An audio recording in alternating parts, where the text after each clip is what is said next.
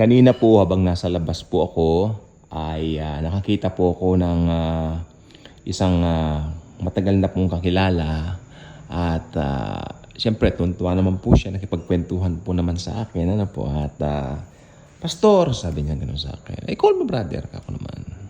Sabi ko, kasi may bumabader sa akin. Ano po yun, kuya? Ako. Sabi niya, pag namatay po ba pastor ang tao? Sabi niya, paano hihiwalay yung kaluluwa niya sa katawan niya? Sinagot ko ng pabalang, yung parang pilosopo. Buhay pa naman kasi ako, hindi ko alam. Then, natawa siya. And then, syempre, sinabi ko na yung totoo. Alam mo, nakalagay sa Bible, sabi ko sa kanya, si Apostol Pablo, si Paul, kasama po namin to sa Bible study nung kaya medyo nakakaunawa po siya. Although hindi siya ganun ka, masasabi na natin kababad o kababad sa Word of God. Okay, kaya marami siyang tanong. Actually, isa po ito sa mga tao na kapag ka nakikita ko ang mga tanong niya, kumpara sa ating mga marami na pong nalalaman sa salita ng Diyos, medyo mababaw. Kaya kung ikaw na malalim ka na sa Word of God, then makikita mo itong taong ito nagtanong ng mga ganon, mabababawan ka sa mga takbo ng mga ano niya. Tanong niya, maklase ng tanong niya ako sana. Then sabi ko, syempre, buhay pa naman ako, hindi ko naman alam yan. Inihintay ko yung rapture, sabi ko sa kanya. Pero syempre, binigay ko yung verse sa Bible. Ano raw nga ba ang nangyayari kapag yung kaluluwa nagdi-depart? Whenever namatay ang tao, pastor, sabi niya, magdi-depart yung kaluluwa. Sabi niya, kasi nabalitaan nga niya namatay si Kurita. Yung nga, pinag-usapan namin kanina, patay na si Kurita. Kasi ito po ay folk singer po. Itong kaibigan namin, itong family friend namin to. Folk singer po siya, umaawit po siya. And then, namatay na nga raw si Kurita, ganun-ganon. Meron nga raw siyang plaka ni Kurita, pinapatugtog niya, gano'n.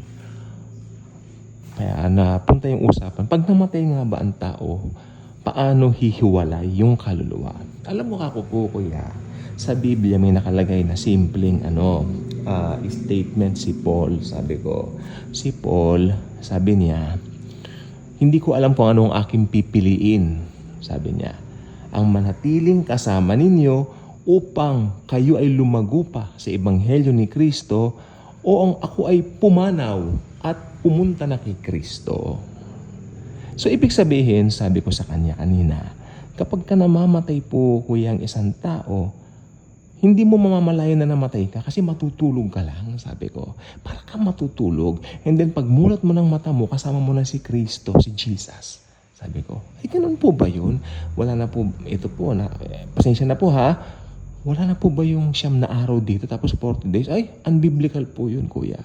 Sorry po ako. Naisama namin doon sa Bible studies for how many times then. And yet, talagang hindi po ganun kadaling mabakbak yung mga maling katuruan sometimes. Hindi po ba? So, ayun po nangyayari. So, ang gusto ko pong i-topic ngayon sa inyo, introduction lang po yun. Talagang magdi-depart ang kaluluwa sa katawan. Dahil ang katawang lupa po, kung babasahin ninyo yung Romans 10:10, Romans chapter 10 verse 10, namamatay talaga ang katawan dahil yan po ay fallen, may part ng fallen world. Ibig sabihin, may sinful nature talaga ang body natin, no? Kasi nakama na talaga yan sa fallen world eh. Pero yung pag born again ka na, yung spirit mo, yun ay malinis na sapagkat nilinis na ni Christ yan. O kaya pag namatay ka at inabutan ka ng physical na kamatayan, hindi namatay ang tawag sa iyo, kundi matutulog ka. Pag buwan na namamatay, tinatawag na natutulog ng Biblia. At pag mulat mo ng mata mo, kasama mo na si Jesus Christ. Ganun po, hindi mo mamalayan na namatay ka. Kaya sabi nga nila, pag namamatay ang isang Kristiyano, hindi dapat katakutan sapagkat ito ay parang pagtulog lamang. Matutulog ka, then mamumulat ka na afterwards, yung kaluluwa mo nasa langit na, kasama na si Jesus Christ. Hindi yung parang papasok pa sa tunnel, kung ano-anong bla bla bla, chu-chu-chu, etc. na kung anong mga chika, na kung anong mga istorya ng mga walang katuturan. Sapagkat ang Bible po maliwanag, sabi niya, Pablo, hindi ko lang pipiliin kung manatili dito o pumasa kay Kristo. Ibig sabihin, pag namatay ang isang believer, talagang pupunta na sa presence ni Jesus. Bye-bye.